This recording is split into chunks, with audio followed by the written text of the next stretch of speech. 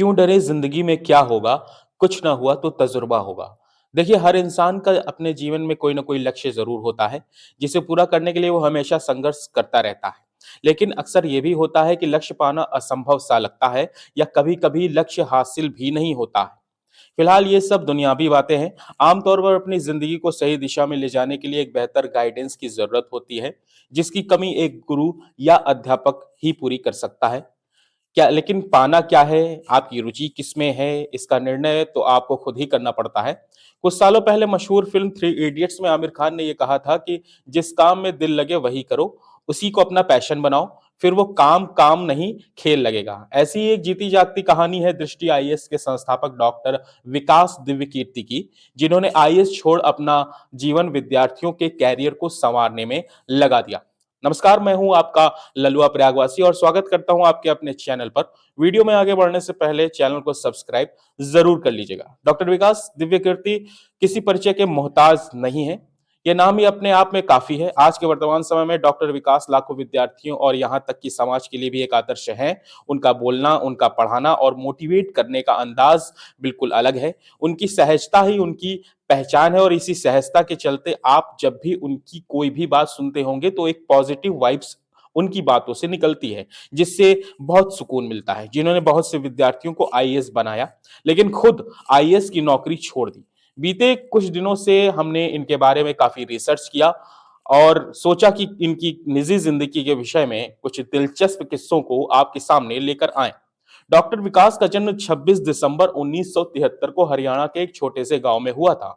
यहाँ ये ध्यान रहे कि बहुत से सोशल मीडिया प्लेटफॉर्म पर इनके जन्मदिन की तारीख को 1976 इंटरव्यू के दौरान डॉक्टर विकास बताते हैं कि उनके पिता हिंदी साहित्य के प्रोफेसर थे और उनकी माँ भी हिंदी साहित्य की अध्यापिका रह चुकी हैं और इसी के चलते विकास भी हिंदी विषय में काफी अच्छे थे। फिलहाल विकास बताते हैं कि बचपन से वो एक एवरेज स्टूडेंट रहे। शुरुआती दौर में सभी विषयों में बहुत अच्छे थे, लेकिन इंग्लिश उनकी कुछ खास अच्छी नहीं थी।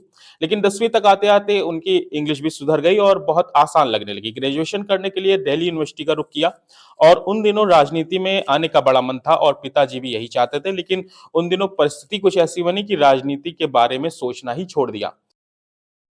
समय और बदला, परिवार में फाइनेंशियल स्थिति बिगड़ने लगी तो उसे संभालने के लिए अपने कैरियर के शुरुआती दौर में सेल्समैन का काम करना पड़ा, जिसमें डोर टू डोर जाके कैलकुलेटर बेचना पड़ता था, जो कि अपने आप में काफ़ी चैलेंजिंग काम था। दिल्ली यूनिवर्सिटी के डेब्यूटेंट के तौर पर भी काम मिल जाया करता था, क्योंकि डॉक्टर विकास हिंदी में काफ़ी अच्छे थे और उसके बदले कुछ पुरस्कार और आमदनी के तौर पर महीने के 2 या 4 हज़ार रुपए मिल जाया करते थे, लेकिन वो पर्याप्त नहीं था। कुछ समय साथ मिलकर डॉक्टर विकास ने प्रिंटिंग प्रेस खोल लिया, जिसमें वो लोगों के विजिटिंग कार्ड्स और आईडी कार्ड्स प्रिंट किया करते थे और इस तरह धीरे धीरे प्रिंटिंग प्रेस का काम भी अच्छा चल पड़ा था। डॉक्टर विकास बताते हैं कि दोस्तों ने कहा कि यूपीएससी जैसी कोई चीज़ भी होती है, अगर तुम उसे निकाल लेते हो तो पूरी लाइफ सेट हो जाएगी। और फिर मैं यूपीएससी की तैयारी में लग गया।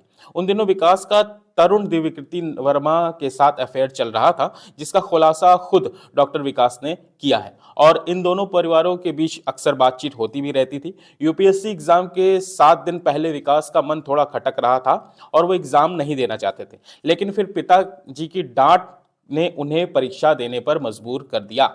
और वो कहते हैं ना कि जब बड़े बुजुर्गों का अनुभव जीवन में कुछ अक्सर काम आ जाता है, और यही हुआ डॉक्टर विकास के साथ। उन्होंने धड़ाधड़ यूपीएससी के सारे एग्जाम अपने पहले ही अटेम्प्ट में पास कर लिए। इंटरव्यू भी हो चुका था, बस रिजल्ट आना बाकी था और इसी बीच घर वालों ने डॉक्टर विकास की शादी उन्हीं की प्रेमिका तरुण दिव्यकीर्ति से 26 मई 1997 में करवा दी। 1 जून 1999 को ज्वाइनिंग थी, लेकिन विकास ने ज्वाइन नहीं किया। उसी दिन शाम को उनके कुछ दोस्त आए और उन्होंने उनके परिवार वालों से बात की कि जो ये कर रहे हैं वो बिल्कुल गलत है, ऐसा कोई करता है भला? और फिर इसी के दबाव में आकर 2 जून को विकास ने ड्यूटी ज्वाइन की। जैसे-तैसे 6 महीना बीत गए और मन में एहसास हुआ कि इस तरह की नौकरी उनके लिए नहीं बनी है। जिस काम में मन न लगे उसको करना, ये विकास को समझ में नहीं आया और इसलिए विकास ने रिजाइन दे दिया। इत्तेफाक से उसी दौरान शिवाजी कॉलेज में हिंदी प्रोफेसर की वैकेंसी निकली हुई थी। विकास ने मौका देखकर वहां इंटरव्यू तो दे दिया, लेकिन वहां फिर जाकर एक मसला फंस गया। असल बात, जब उन्होंने आईएएस से इस्तीफा दिया था उस समय एक रिवीलिंग सर्टिफिकेट भी लेना पड़ता है और कहीं और नौकरी करने के लिए उस सर्टिफिकेट का यूज करना पड़ता है, जो कि विकास के पास नहीं था और इसे पाने के लिए कम से कम 20 महीने का वक्त लगने वाला था। इस तरह फिर ये काम भी अटक गया।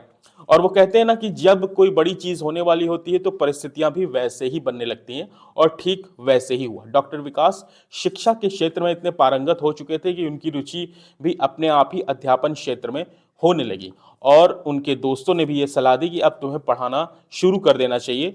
तब शुरुआत हुई दृष्टि आईएएस की, जो कि 12 बच्चों के साथ उनका पहला बैच शुरू हुआ।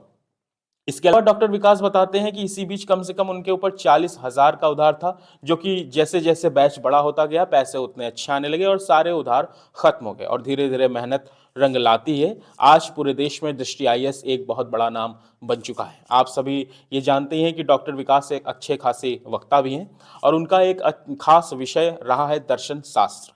इसके बारे में वो बताते हैं कि दर्शन मैंने काफ़ी समय पढ़ा, और फिर मुझे लगने लगा कि मेरे अंदर की भावनाएं बिल्कुल भी मर गई हैं।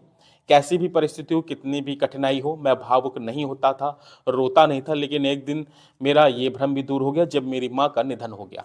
तब एक बात मुझे समझ में आई कि दर्शन शास्त्र आपको कठिन समय में लड़ने की ताकत दे सकता है, आपके अंदर की भावनाओं को पूरी तरह खत्म नहीं कर सकता। ऐसी ही बहुत सारी बातें और शिक्षाएं डॉक्टर विकास देते रहते हैं, जो हमें आए दिन सोशल मीडिया पर दिखता रहता है, और लोग काफ़ी प्रभावित भी होते हैं उनसे।